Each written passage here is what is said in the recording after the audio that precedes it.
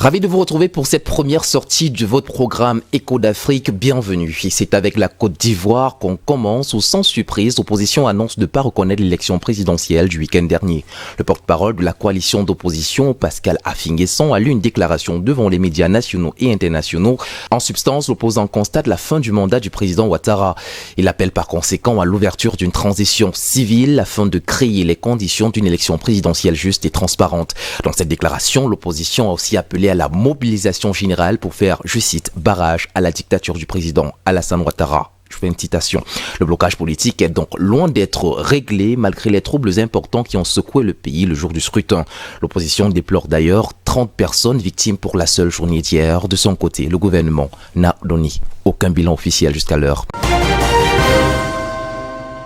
En République démocratique du Congo, les consultations annoncées par le président Tshisekedi débutent ce lundi 2 novembre. Elles vont consister en des rencontres courtes suivies de dépôts de mémos, le cas échéant, et ce pour une dizaine de jours. C'est en vue de mettre un terme au blocage des institutions dû, selon le président de la République, à des divergences de vues avec son partenaire Joseph Kabila et sa coalition, le FCC. Cette première journée devait être largement consacrée aux questions électorales. Les animateurs de la CENI sortant devraient être parmi les premiers consultés. Il y aura aussi des représentants d'organisations spécialisées sur ces questions comme le CIMOCEL ou l'AETA, mais aussi des représentants des confessions religieuses comme ceux de l'Église du Christ au Congo. L'exception vient tout de même de la conférence épiscopale qui, pourtant très impliquée jusque-là sur ces questions, préfère être consultée plus tard.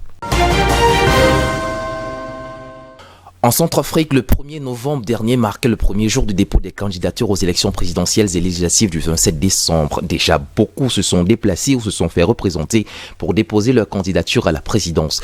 C'était le cas entre autres du président Touadéra, Anissé Georges Dologuélé ou Martin Ziguélé et d'autres qui ont déposé dûment leur dossier. Plus tard dans la matinée, ce sont des députés qui se sont présentés à leur tour. Selon un candidat de l'opposition, il faut arriver à aller jusqu'au bout du processus parce que la démocratie devrait s'installer effectivement en Centrafrique.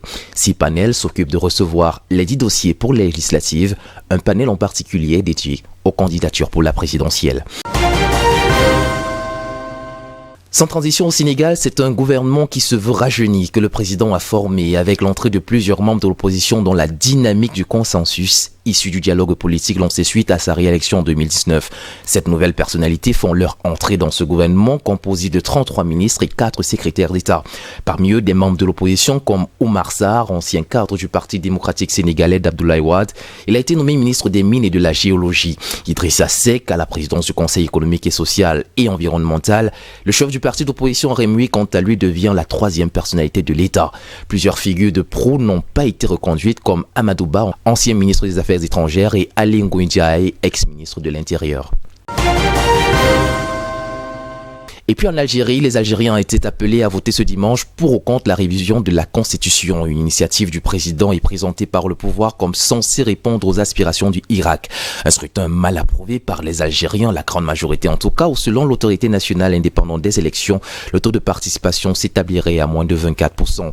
En Kabylie, une région réputée frondeuse, les médias locaux affirment que de nombreux bureaux de vote sont même restés porte close. Même si le mouvement de contestation est moins visible depuis plusieurs mois puisque les marches hebdomadaires sont suspendues en raison du coronavirus, leur appel semble donc avoir été entendu. Voilà qui referme cet autre numéro de Écho d'Afrique, le premier du genre pour cette semaine. Merci de l'avoir suivi. Restez sur DBS TV, la télé de demain, aujourd'hui.